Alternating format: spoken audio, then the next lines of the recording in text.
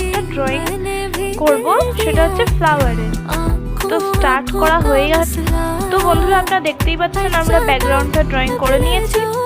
এবার আস্তে আস্তে এটার পুরো ভেতরে যা যা, তো বন্ধুরা আপনারা দেখতেই পাচ্ছেন এখানে আমরা কিরকম করে পাতাটা ড্রয়িং করেছি। এরকম পাতা,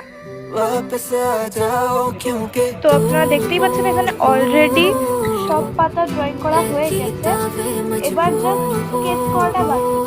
তো বন্ধুরা আপনারা দেখতেই পাচ্ছেন ফুলের যে মাথার দিকগুলো, এই সাইড আর এই সাইড, এই দুটোতে আমরা, তো বন্ধুরা আপনারা দেখতেই পাচ্ছেন আমরা এখানে ফুলের মাঝখানে কুড়িগুলোকে এঁকে নিয়েছি।